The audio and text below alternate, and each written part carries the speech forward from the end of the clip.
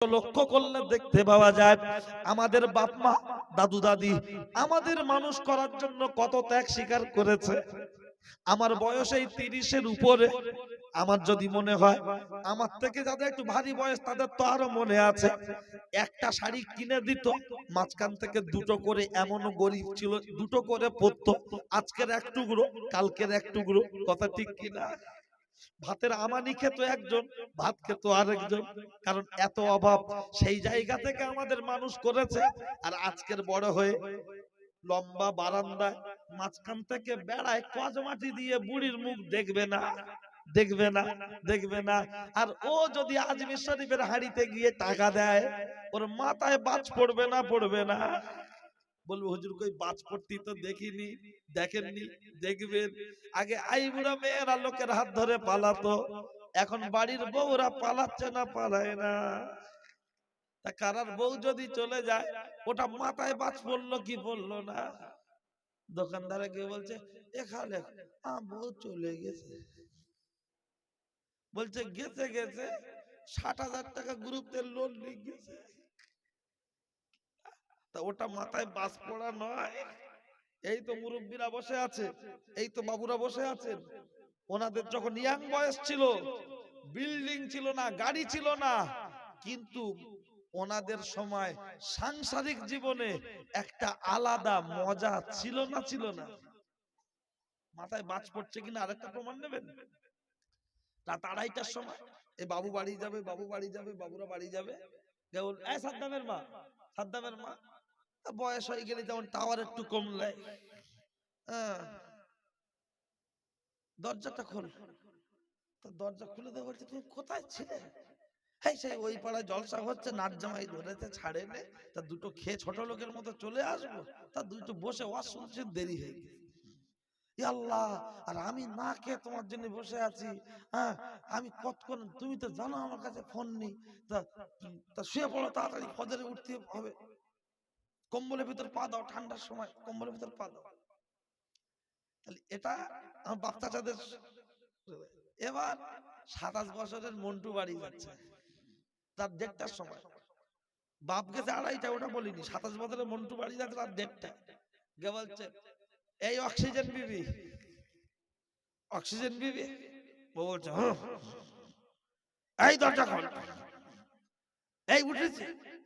দরজা খুলছে আর বলছে তুমি রাত দুপুরে বাড়ি এসে ঘেউ ঘেউ করছো কেন? এটা কি মাথায় বাস পড়া নয়? আমাদের মুরব্বীদের স্ত্রী, আমাদের মা, তিনি বললেন যে তুমি কোথায় ছিলে, ভাত খেয়েছো? আমি এখনো ভাত খাইনি তোমার জন্য। আর আমাদের সাবিনা ভাবি 25 বছর বয়স, সে বলছে ঘেউ ঘেউ করছো কেন? তাই এতে কি মাথায় বাজ পড়া নয়? দুটো দিছি, সবে দুটো বাজ পড়া দিছি, আরো আছে দিচ্ছি, ঠিক আছে? কি ঘুম লাগছে নাকি? ঘুম কলজে থেকে পালাবে। ঘুম আমার মজলিসে বসে আর ঘুম কিসে? ইনশাআল্লাহ ঘুম এমনি ছুটে যাবে, দেখেন না। 3 নম্বর, 3 নম্বরটা এখন দেবো, আর একটু বলে নি তারপর দিচ্ছি, ঠিক আছে? ঠিক আছে, চলে। আল্লাহ তাবারক। কি গো তোমাদের আজকে গোশ দিয়ে বাবা, ওই জন্য বলে গরিবের বাড়ি খেয়ে শান্তি, আর বড় লোকের বাড়ি শুয়ে শান্তি। কত টাউনে জলসা করছি, বলছে খিচুড়ি। কি বলছে? বলে খিচুড়ি, গোশ নেই আলু। আর গরিব এলাকা, মাটির বাড়ি, জলকরের পাড়ে, লম্বা লম্বা চালের বিরিয়ানি, দিশি চালের বিরিয়ানি, লম্বা চালের বিরিয়ানি, গরুর গোশ। বলছে হুজুর 2 পিস করে। বলছে আমরা হাড় হাড্ডি চর্বি পাইল করে দিয়েছি যাতে কেউ দুঃখ না পায়। তার মানে গরিব মানুষদের মনটা অনেক বড় হয়। গরিব মানুষদের নো টেনশন, টু ফুর্তি, খাও দাও নামাজ কালাম পড়ো ঘোরো। আর বড় লোকদের হাজার চিন্তা। হ্যাঁ, চলো। আজ তো আমার সে হলুদ পাঞ্জাবি ভাই, এতক্ষণ কোথায় ছিলে তুমি? তুমি তো কমিটির লোক। হ্যাঁ, লোক ইনশাল্লাহ আরো আসবে, আরো আসছে। দুটো খেয়েছে, একটু বুদ্ধির ঘরে ধোঁয়া টোয়া দিয়ে তারপর তা আসবে, আসবে, আসবে, আসবে, সব আসবে, ঠিক আছে? যারা ঠাকুর গড়ে তারা ডোবায় না, যারা ঠাকুর তৈরি করে ওরা ডোবায়। অন্যজনরা লোক কিনে নিয়ে পুজো করে তালা ডোবায়, যারা জলটা দেয় এরা খুব একটা শোনে না। ও ছেলেরা, নওজোয়ান যুবকেরা, ও আমার মুরব্বিয়ান বাপ, অন্যায় হলে আমার করে দেবেন মাপ। আমি আপনার মাঝে কি কথা বলছিলাম, বলবেন সাদ্দাম হোসেন মনে হয় ভুলে গেছে না। মাথায় বাজ পড়ার কথা যখন বলেছি, আমি বলেছি আপনার মাঝে দুটো তিনটে। আরো একটা কথা বলে দিই, কেমন আমাদের জীবনটা কেমন আর এই বাপ চাচাদের জীবনটা কেমন একটু দেখে নেন।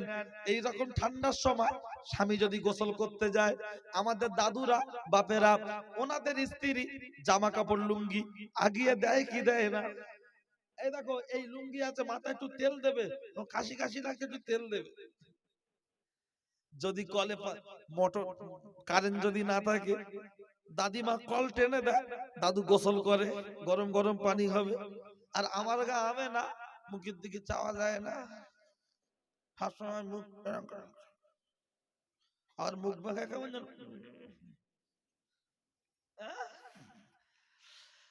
যদি বলা হয় পানি দাও, বলছো ওখানে আছে একটু ঢেলে দাও। যদি বলা হয় লুঙ্গি দাও, বলছো ঘরের ভিতর কোথায় আছে খুঁজে লাও। যদি বলা হয় পান্তা দাও, বলছে হাড়ি আছে দুটো খুলে লাও। যদি বলা হয় সাবান দাও, বলছে কোথায় আছে একটু দেখে লাও। আমি এখন জরুরি কাজ করছি। কি করছে রে? না না না না, ওই মোবাইল বড়, ও তো দেখছে টাপুর টুপুর, অশান্তি হচ্ছে দিন দুপুর। ওতেই দেখছে কিরণমালা, দেশে এসেছে নতুন বালা, শুরু হয়েছে মরণের পালা। বাড়ির বউরা বলতে চাই আমার কিরণমালা, না দিলে তোর ঘরে ঝুলবে তালা, ভাঙছে শুধু বাসন তালা। ওই মোবাইলে দেখছে জলনপুর, অশান্তি হচ্ছে দিন দুপুর। এগুলো বাবা হাদিস না, এগুলো হলো সিরিয়াল। বয়স্ক লোক মনে মনে করছে কি বলছে বলতে, ওসব 2G টাওয়ার পাবে না। আর 4G যারা, তারা মনে মনে করছে বড় ভাবির বলছে। যাক, যা আছে কপালে হয়ে যাবে সকালে, ছেঁড়া কাটা বগলে, দেখার কোনো দরকার নাই।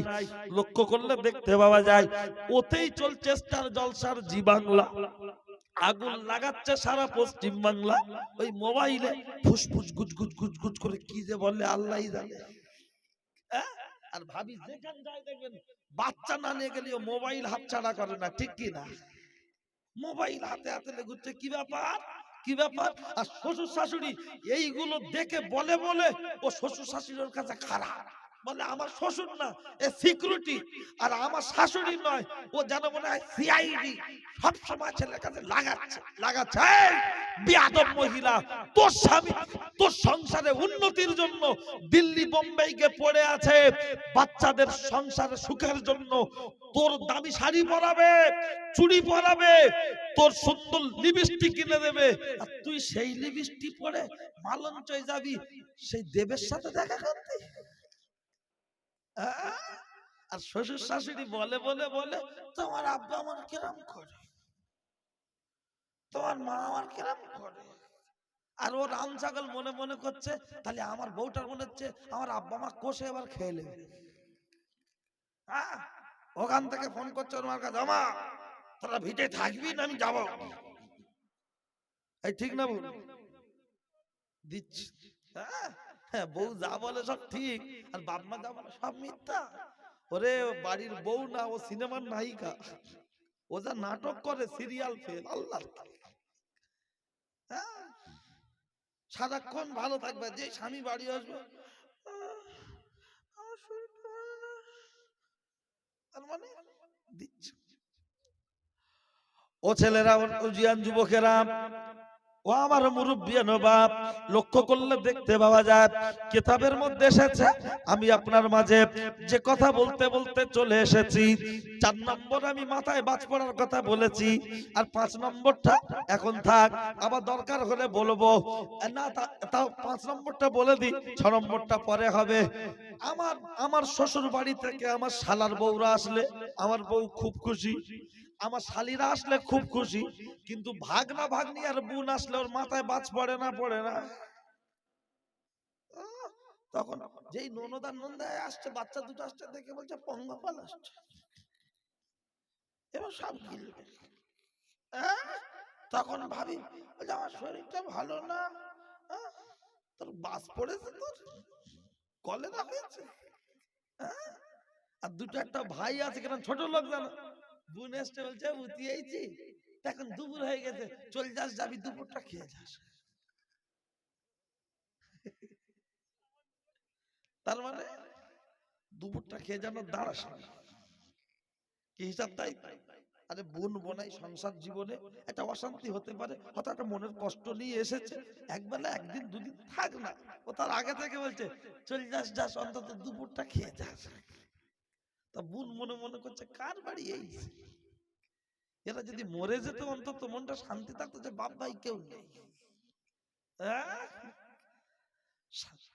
দুটো একটা বাড়ির বউ বলে তোমার বোনের ভাত দেবো কেন, ওই খামারের 3 কাঠা জায়গাটা আমাদের দেয়নি, এই আমার বাপ গেলে সম্পত্তি আমিও ভাগ পেয়েছি, আমার বোনও ভাগ পেয়েছে, সেটা চলে যায়নি।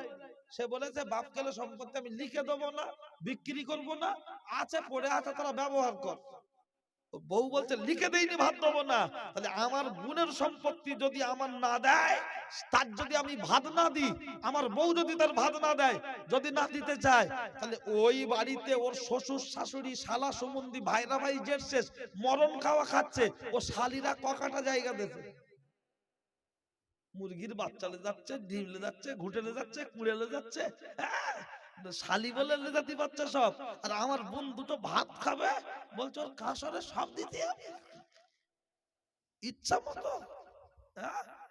আমি একটু মেয়েদের কথা বললাম বলে একটু মেয়েদের দিকে গেলাম, ওদের দিচ্ছি কলজাজ কালা করে দেবো, এমন করে ঘোমটাতে ঘুরছে মনে হয় যেন ফতেমাতুর জ্বর, জলসায় বাজারে এদিক ওদিক সেদিক শুধু ঘুরছে, রাত্রে মরবে, দুপুর বেলা জানাজা হবে, 5টা কাপড়ের কাপড়, তার উপরে বেড কভার, বলছে পর্দা কর, ওরে জ্যান্ত অবস্থায় পুরো বাজার চষে দিল, 2 চাষ দিছে।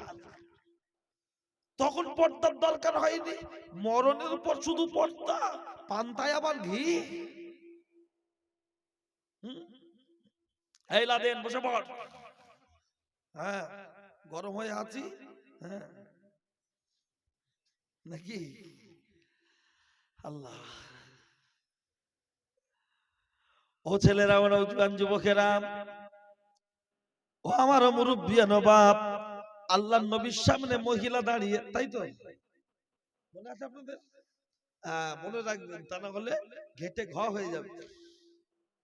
আল্লাহর নবীর সামনে মহিলা দাঁড়িয়ে বললেন, মহিলা মানে মা, মা দাঁড়িয়ে বললেন ইয়া রাসূলুল্লাহ, বাচ্চার জন্য আমার কাছে কোনো কঠিন কাজ হতে পারে না, সহজ।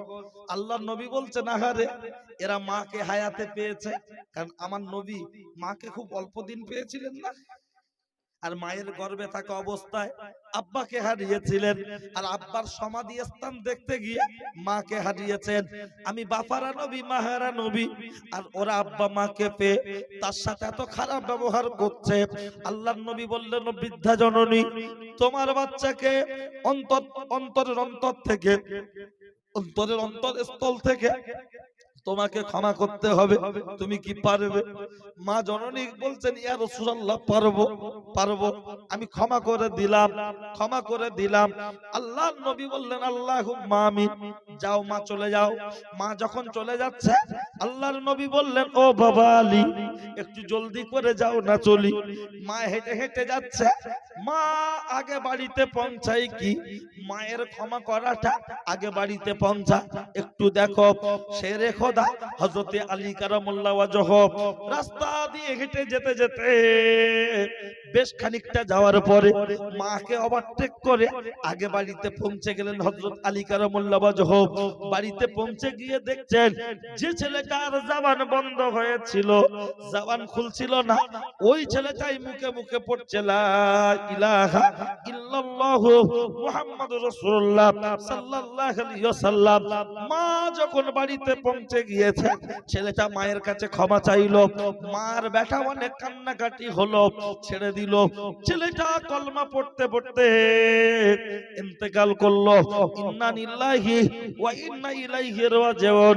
একবার মহব্বতের সাথে বলুন সুবহানাল্লাহ, আর একটু মহব্বতে বলুন সুবহানাল্লাহ। এখন লক্ষ্য করলে দেখতে পাওয়া যায় এই ইন্তেকালের পরে সুবহানাল্লাহ কেন বলতে বললাম, যে মানুষটা জীবনের শেষ বাণী কলেমা, তার তকদির ভালো না খারাপ? ভালো। এই জন্য ওই ছেলেটা কলেমা শরীফ পড়ে মারা গেছে, ইন্তেকাল করেছে, তাই সুবহানাল্লাহ বলতে বলেছি। ওই কিতাবের ব্যাখ্যায় লেখা হয়েছে, টিকায় লেখা হয়েছে, মা যদি ক্ষমা না করত ওই বাচ্চা কখনো মুখে কলেমা নসিব হতো না। না, বলুন বলুন বলুন, আপনি বাপকে কষ্ট দেবেন, মাকে কষ্ট দেবেন, আর হুজুরের কাছ থেকে দোয়া চাইবেন, কপালে বাজ পড়বে না পড়বে না? একটা মেলালাম। চলুন দ্বিতীয় নম্বরে, এটা তো কেতাব থেকে বলেছি, এবার ডাইরেক্ট একটা বাস্তব কথা বলছি, কোন হাদিস কোরআন নয়। আপনাদের উত্তর 24 পরগনার শেষ প্রান্তে গোসাবা বলে জায়গা আছে না নাই? ওখানকার কথা, আমাদের বাড়িতে লোক এসে গল্প করে গেছে, শুনে রেখে দেন।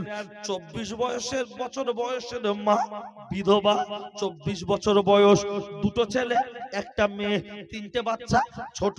মা ইচ্ছা করলে বিয়ে করতে পারতেন কি পারতেন না? আমার মায়ের কথা বলছি, আমার মা 33 বছর বয়সে স্বামী হল। আমার মা ইচ্ছা করলে ওই বয়সে বিয়ে করতে কি পারতেন না? কিন্তু সব বিধবা মায়েরা বাচ্চাদের ভবিষ্যতের দিকে তাকিয়ে তারা আর বিয়ে করতে চায় না। নিজেরা মাঠে খেটে, লোকে জল করে খেটে, যেভাবে হোক বাচ্চা মানুষ করে, কিন্তু মারা বিয়ে করতে চায় না। আর বাপ মারা, আর মা মারা গেলে দুটো একটা বাপ বাদে বেশিরভাগ বাপ তখন খালু হয়ে যায়, আরেকটা বিয়ে করে। বিয়ে করে ছোট বউ যা বলে তাই শোনে, আর বড় বউদের বাচ্চা কাচ্চা গুলো যেন ওগুলো যেন বোনাস পেয়েছে। ঠিক না বল? এরম যাদের অল্প বয়সে একটু মোটামুটি বয়স ভারী হয়েছে, স্বামী বউ মারা গেছে, বাবা বিয়ে করার আগে 10 বার ভাববেন। আর সেরকম পেলে বিয়ে করবেন, নচেত বিয়ে করবেন না। সেরকম পেলে জীবন যৌবন সবারই আছে, কিন্তু ভাববেন যে আপনি আনন্দ থাকবেন, আর একটা স্ত্রীকে নিয়ে আনন্দের দিন কাটাবেন, আপনার বাচ্চারা খুব ভালো থাকবে ওই বইয়ের বাচ্চাগুলো, আর এই বইয়ের বাচ্চাগুলো কষ্ট পাবে, এটা যেন না হয়। অনেক জায়গায় দেখি, খুব দুঃখ লাগে। এই 24 বছরের মা যখন স্বামী হারা, বাচ্চাগুলোকে আস্তে আস্তে বড় করলো, তিনজনারই বিয়ে হয়ে গেল। সংক্ষেপ করে বলছি, আর অনেক কথা বলবো। আর ঘুমের ঘরে না মানুষকে ভালো কথা বললো রাগ। আর আমার এমন একটা সমস্যা, যে কান তোলে ফোন আসলেই বলে হুজুর 12টা থেকে তোমার টাইম। তা আমি মাঝে মাঝে চিন্তা করি যে আল্লাহ, এই মুসিবতটা আমার উপর থেকে কবে যাবে? আর ওদিকে মেদিনীপুর থেকে ফোন করলি বলে হুজুর ওই 3টে থেকে ফজর পর্যন্ত, তারপরে দোয়া হবে ফজরের পর। তা আমি এবছর নিয়ত করে নিয়েছি, গত বছর থেকে হালকা করে দিয়েছি, ফজরের পর আর মাইক ধরবো। তার কারণ কি জানেন? অনেক দূর দূর থেকে বাড়ি ফিরতে খুবই কষ্ট হয়, যেহেতু আবার বিকালবেলা বেরোতে হবে, তা বাড়ি ফিরতে ফিরতে যদি দুপুর হয়, একটা রেস্টের তো প্রয়োজন। তা অন্তত আমাকে যারা যা দাওয়াত করেন, করছেন, এবছর যদি 12টায় দেন, আগামী বছর তো টাইমটা চেঞ্জ করেন, এটা আমার দাবি থাকে। অন্তত এই মুসিবতে আমার আর ফেলেন না, বুঝলেন? 12টা থেকে 3টে হবে। মুরব্বী বাবাজি, ঠিক আছে চলেন। আপনাদের কি ঘুম লাগছে নাকি? ঠিক আছেন তো? বাহ, সত্যি আমি যে এই এই সময় উঠে আমি যখন আসি, পুরো আয়লার মতো অবস্থা ছিল না, বলে সব পাতা ঝরে গেছে। এখন মোটামুটি যা অবস্থায় দাঁড়িয়েছে, সন্ধ্যাবেলা মতো লাগছে না এবার।